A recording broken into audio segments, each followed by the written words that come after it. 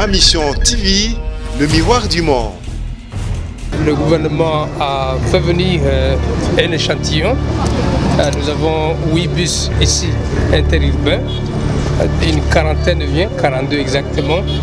Ça sera des bus à long trajet.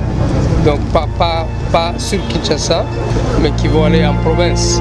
Et ça va relier les villes Kinshasa, Matadi, Kinshasa, Bandundu, Kinshasa, Chikapa. Notre lot va plutôt venir du côté de l'Est, essentiellement à Lubumbashi, Likasi, Kolwezi. Nous avons reçu 40 bus répartis aux deux associations. La nôtre a reçu 20 et l'autre association SER a reçu aussi 20. En 2014, aujourd'hui nous sommes en 2019, c'est tout à fait normal qu'il y ait des bus amortis et qui peuvent être aussi immobilisés à ces jours. Mais qu'à cela ne tienne, nous sommes en train de pousser les membres à les réparer pour pouvoir servir, prendre la population de Kinshasa en charge en dessert de transport. Qu'ils soient eux-mêmes les véritables protecteurs de ces bus parce que c'est un bien commun pour la population de Kinshasa. Donc, ce sont des bus qui doivent être entretenus en bon père de famille et par les acquéreurs, et par les conducteurs, et par les usagers qui sont les passagers que nous transporterons au quotidien. Ma Mission TV, le miroir du monde.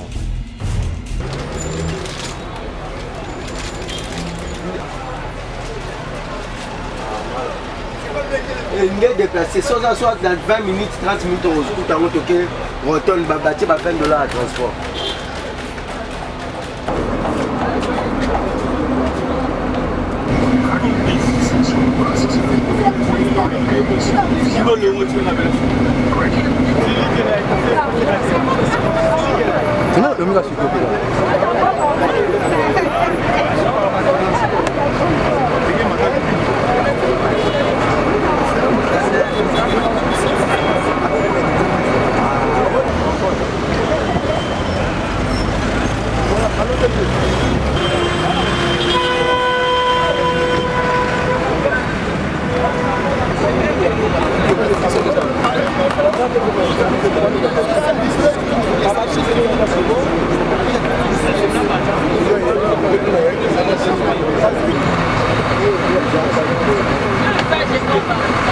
Descendez d'abord, descendez madame.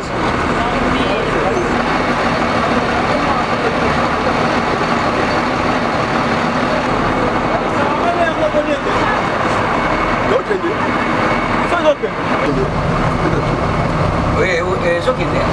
Nous sommes ensemble. Déjà, ça veut dire le transport.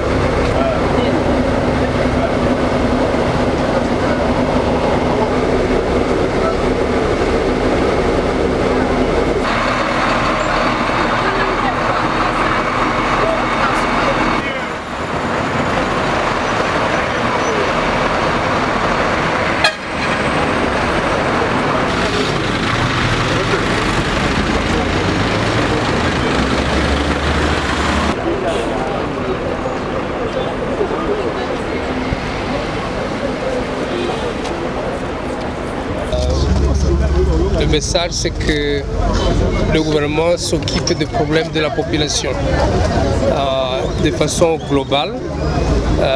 Le président de la République, le Premier ministre, les membres du gouvernement, nous travaillons d'arrache-pied pour rencontrer les besoins primordiaux de la population. Dans le cas d'espèce, il s'agit du besoin de transport.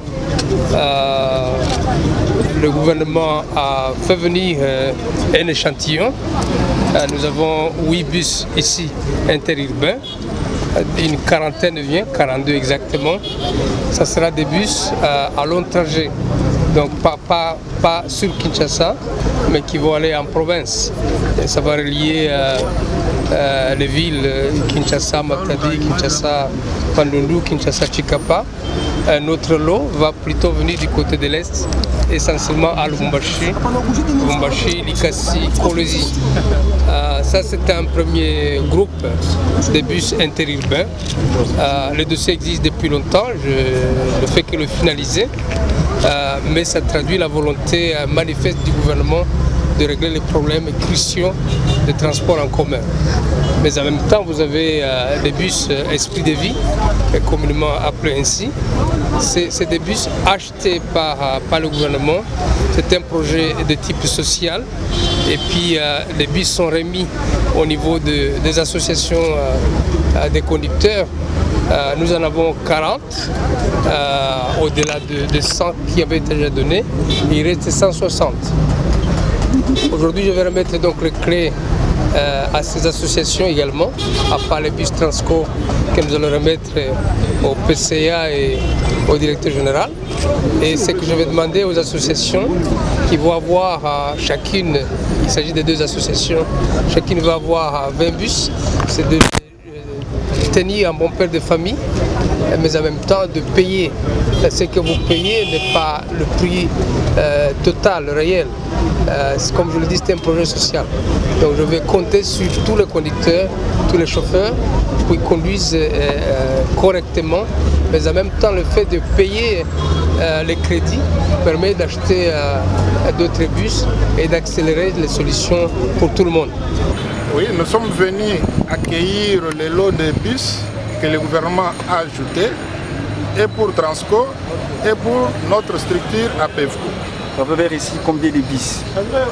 Nous avons reçu 40 bus répartis des associations. La nôtre a reçu 20 et l'autre association SER a reçu aussi 20.